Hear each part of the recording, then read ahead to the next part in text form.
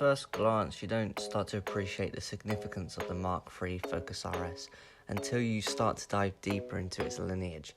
Yes, by the looks, you can tell it is something special, but why is it special? For that, we have to go back to 1970, when Ford first started experimenting with their rally sport models, the first being the RS 1600, a car that is beloved by rally enthusiasts young and old, and holds a very special place in Ford's history. The RS 1800 racked an impressive 30 wins during a 6-year span between 1975 and 1981. The Group B rally monster RS 200 was cited as being the catalyst for significant rule changes to the sport that greatly enhanced its safety, whilst the RS Cosworth Sierra was dominating the racetrack in the same era. The RS name returned to rally racing in the early 90s with the outgoing Escort RS Cosworth. So how does this tie into the Focus? Where did that start? Well, that starts in 2002 with 4,501 Mark 1 Focus RS. That was a front-wheel drive 2-litre turbocharged monster with a clever differential that was notorious for torque steer. Ford did rally a 4-wheel drive version, but that version was essentially a completely different car. This started off the Focus RS trend with wide body kits and far more aggressive stance over its more conventional hatchback offerings. With its evolution into the Mark II, you can see where the Mark III starts to get its looks. The longer wing on the roof and a huge bumper at the front, it really did push the limits of what was possible for a front-wheel drive car, which is partly why Ford decided to revert back to the all-wheel drive for the Mark III, some 20 years after they had been doing it in the RS Cosworth. Hello and welcome to today's edition of HM Car Reviews. Today we have the Ford Focus RS, the Mark III Ford Focus RS. The Ford Focus RS, its history dates back a long time. It dates back to the rally editions of the Escort, the Sierra, and then again the Escort that came after the Sierra, and then finally the Focus. Like I said, this is the third generation of the Focus RS. The first one had 218 horsepower, the second had 300 horsepower, and then standard on this one 350. We're going to go over it, take a look, see what it's actually like. Now the Focus RS has a number of things that take it apart from a standard Focus. Mostly the body kit and the large exhaust pipes, the huge wheels, the fat tyres, the 4-wheel drive system, and the loud noise coming out of the engine. Those are the main reasons how you can tell the difference between a normal Focus and an RS. They do have one that's in the middle, the ST.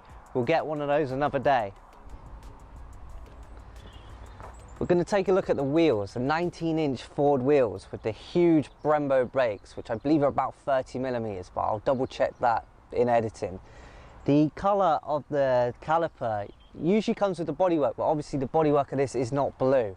They do try to match the bodywork to the brakes just to make it look more sporty and more cool. I want to talk in particular about the rear ring. Aero packages are getting more and more important on hot hatches. That's mostly because the performance of them are just getting almost sports car territory or even supercar territory from like 10-15 years ago. It's why you're seeing such outrageous aero packages on cars. I'm talking more about the Civic Type R in particular. That really does help with the aerodynamics of the car, keeping it planted. You don't see it on the BMW's M140 or on the Golf R. So we're just going to open up the bonnet and have a little look underneath there. We're also going to talk about the front aero and what Ford have actually done with that as well. So we'll shut the door. There has been some modification to the engine block here, mostly to the air filters. The air filter is just located here, and you got this 3-inch tubing that runs all the way down to the turbo, which is hidden deep underneath the engine. Not so easy to access. Can't have a look at it unfortunately, but it is definitely down there. The actual engine itself is a 2.3 litre turbocharged 4-cylinder. Normally pumps out 350 horsepower, but the owner has told me it's about 400 in this. And having a look at the front end, particularly with the grille, one thing that I do want to demonstrate really is to do with the little vents there. In a lot of cars you get fake vents, makes it look sporty, but these ones are functional. So if we take this little stick, we can poke it in here to see it actually does go through. It does lead somewhere. What it does is sucks in air, feeds it to the turbocharger to help develop the power and the boost. So we're in the back of the Focus RS, where it really is reminiscent of the standard, at least back here. Slightly different because you're looking at these bucket seats in front of you, but the actual, the seats themselves are lifted straight out of a normal Focus. It is essentially a family car with a little bit more fun added in. We've had a look at the seats now and the back. Let's go and have a look at the boot. Now, the boot opens exactly like in a normal Focus. However, you get slightly less space down there because of a differential that's located underneath. That's what sends the power to the rear, because normally it would be a front wheel drive car. The normal Focus is front wheel drive. We'll take a look under here as well. You do have your subwoofer. Like in a lot of vehicles, you don't get your spare wheel. Instead, you get your inflation kit and your tyre repair kit. That's pretty much standard across the whole car industry now. We're going to take a look at the back of the vehicle, particularly the lower end of the back, where you've got these diffusers which help channel the air that's travelling underneath and put it into a more straight line. It helps with the performance and stability of the car, particularly at high speeds. It's also got these huge exhaust pipes, twin of them, there's two of them. With that in mind, we're going to take a listen and see what it actually sounds like.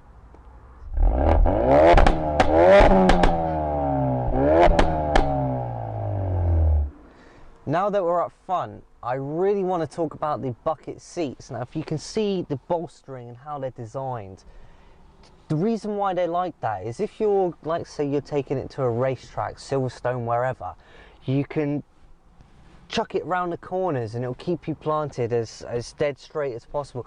That's important for racetracks, it's important for fast country roads, but I also want to talk about the steering wheel itself. Now, functionality is almost identical to the normal Focus, but it has that feel that's a little bit more grippy, a little bit more substantial, and it gives you that impression that you are driving something that little bit more special. There are a few things that are similar in the normal Focus to the Focus RS, mainly the location of the screen, the power dials up here, your heated seats instruments, your climate control, that bit's all the same. But what is actually different is you've got this up here, which one states your engine temperature, the other one's your turbo boost, and the final one's your oil boost. Having it up there is vital information, particularly in a performance oriented vehicle. There's a little bit in here that is aftermarket, and that is the gear knob itself. You can see it's a Mountune edition. Mountune actually do aftermarket Focus RSs. In fact, you could buy one through your Ford dealership for the UK. I think there's only 500 of them available. They boosted the power up from about 350 to 375 horsepower, but this gear shift comes from that particular car itself. And you also get this blue stitching, which is pretty much unique to the RS. You also get RS written on the actual steering wheel itself. It's a really cool touch, and I really like that a lot.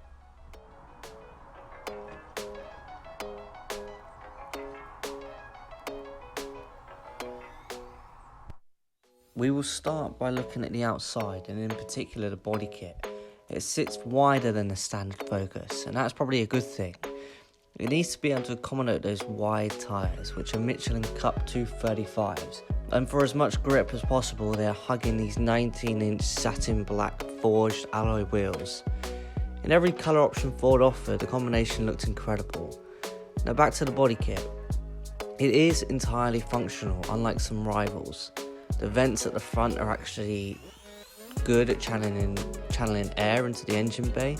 The rear diffuser aids with rear stability, and the wing on the back of the roof helps it keep it planted. Ford have kept the balance in between additional functional aero without going over the top, unlike one of its Japanese rivals. Ford have installed this Quay-Fee limited slip differential, which reduces the amount of torque steer and increases stability. Their efforts have paid off tremendously. On the inside, and more specifically in the rear, you'll find the rear bunch seats that just come out of the standard Focus. Nothing particularly noteworthy there. You do have electric windows, and you do have a pair of bucket seats directly in front of you. Up front, you are greeted with a grippy steering wheel that is straightened out in the middle. The bucket seats are also an added extra, not found in the normal Focus. You can see how pronounced the bolstering is, and they are designed to keep you firmly in the seat when you're driving around the track or tight and twisty back roads. At first glance, everything is where you expect it to be. However, there are 3 additional grit gauges sat on top of the dashboard, in the centre above the infotainment unit. Each gauge displaying information that is vital to the driver: engine temperature, turbo boost pressure and oil pressure, information that you really ought to know in a performance vehicle. The actual infotainment screen is listed straight out of the Focus. It does have a unique startup sequence displaying the Focus RS with a giant RS logo. The boot space is 260 litres, but we'll quickly gloss over that as it's perfectly big enough for a weekend away. And honestly, what more do you really want? You will be pleased to hear that the rear seats do fold down just in case you need that extra space. The engine base, it's a powerful 2.3 litre 4-cylinder turbocharged engine. It has been tuned to 350 brake horsepower and 475 Nm of torque. Plenty of might in such a small unit. It gives it enough grunt to propel the Focus RS to a 0 to 60 time in 4.7 seconds and keep it going to a top speed of 165 miles an hour. A gentle remap ought to transform those figures to a low 4-second 0 to 60 and push the top end to at least 180. Whilst the engine is the same unit lifted out of the ecoboost Mustang, it does produce more power, as it has been breathed on by Cosworth of Northampton. The efforts of Cosworth meant that an extra 40 brake horsepower has been squeezed out of the unit.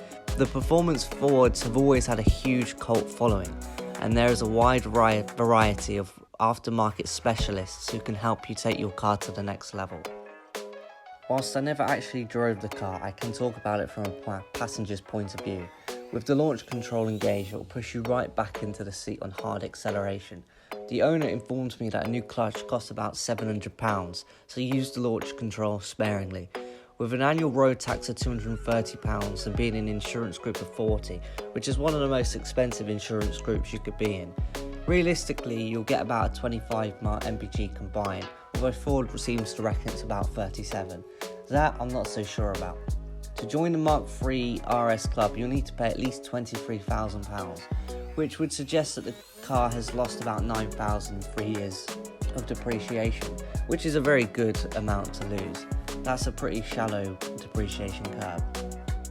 If this was a long-term ownership, you could make back even more when you do come to resell it. Historically, look at both our Mk1 and Mk2. I found several examples of both that have been selling for above their original purchase price. And this is even true when you go back to the Escort and the Sierra. I've seen Escort RS Cosworths go for £50,000 and the Sierra RS 500 could go for at least 65. Limited edition Heritage Edition. A limited run of 50 cars that cost £40,000 when they're new, and those are selling for above £65,000, and that's just after 1 year. The point is, depreciation is least of your concerns. Overall, there is a strong case for anyone looking to buy a performance car to have this near the top of your considerations, especially in Nitrous Blue, the signature colour of the Focus RS, which will be your best bet for residuals and ultimately collectability in years to come. No matter which generation of Focus you choose, you can guarantee that you'll be left more than satisfied. I hope you liked that video. Don't forget to like, share, comment and subscribe for more content. It helps me out a lot and I love it. Thank you very much, and until next time, bye bye.